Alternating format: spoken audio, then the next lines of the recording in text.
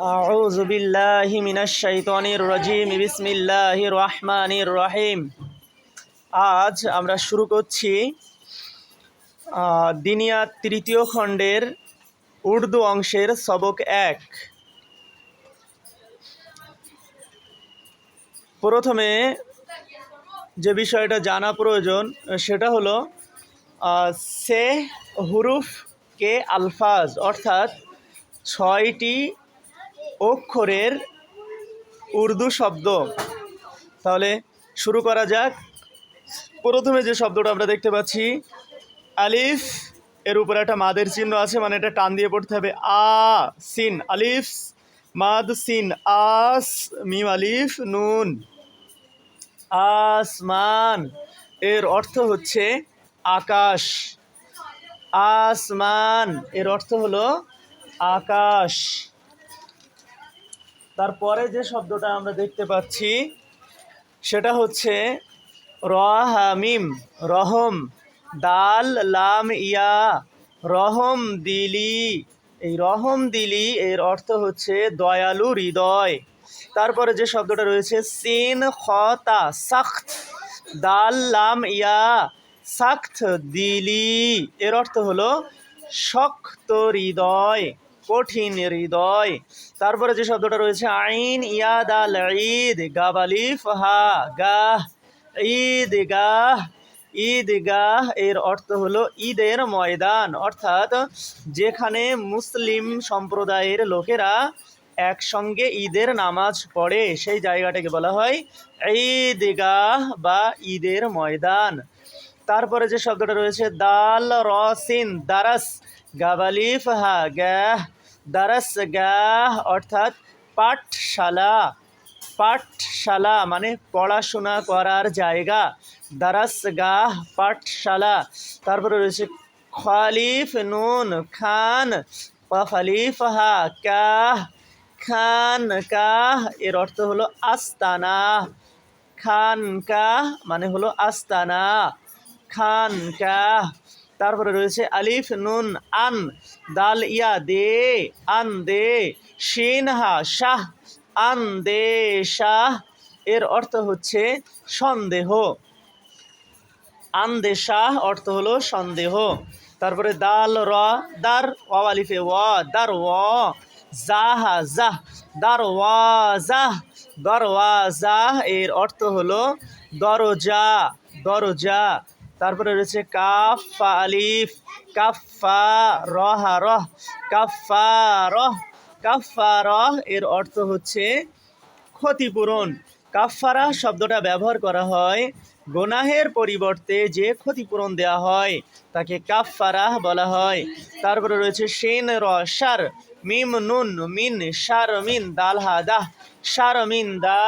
শারমিন্দা শব্দের অর্থ হচ্ছে লজ্জিত হওয়া, শারমিন্দা।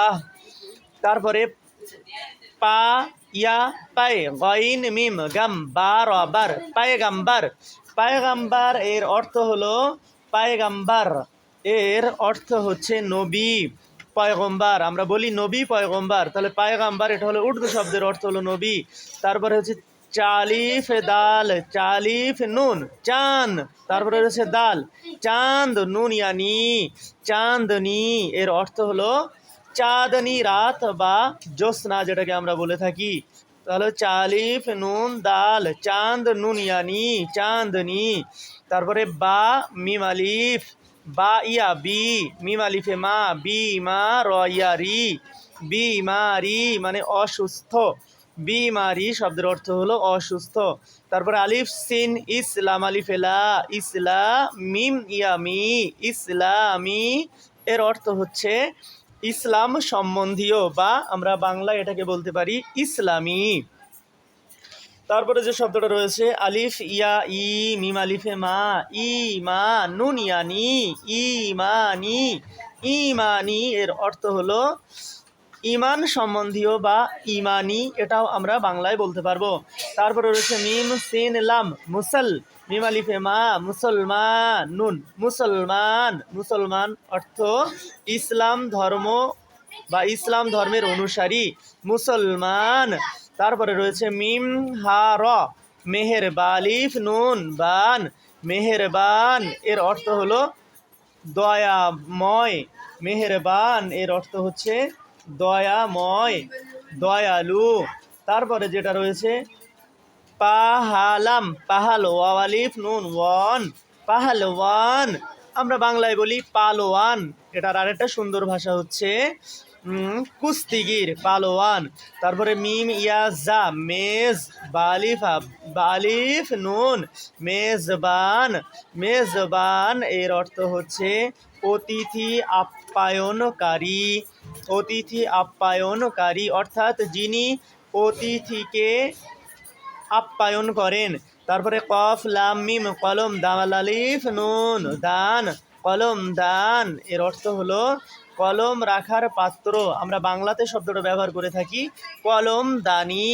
তারপরে রয়েছে বালিফ দাল বাদ, শিন আলিফ হা শাহ, বাদশাহ এর অর্থ হলো সম্রাট, রাজা, বাদশাহ। তারপরে কফ র কুর বা আলিফে বা কুরবা, নুন ইয়ানি কুরবানি এর অর্থ হলো উৎসর্গ করা, বলিদান, উৎসর্গ বা বলিদান। তারপরে হা অশিন হোশ ইয়া আলিফ র হোশ ইয়ার, হোশ ইয়ার এর অর্থ হলো সাবধানতা, সতর্কতা, হুঁশিয়ার হওয়া। তারপরে রয়েছে মিম দাল দাল মাদাদ গা আলিফ র গার, মাদাদ গার মানে হলো সাহায্যকারী, মাদাদ গার এর অর্থ হলো সাহায্যকারী। আজ এই পর্যন্ত, আগামী দিন ইনশাল্লাহ তার পরের অংশটা পড়ানো হবে।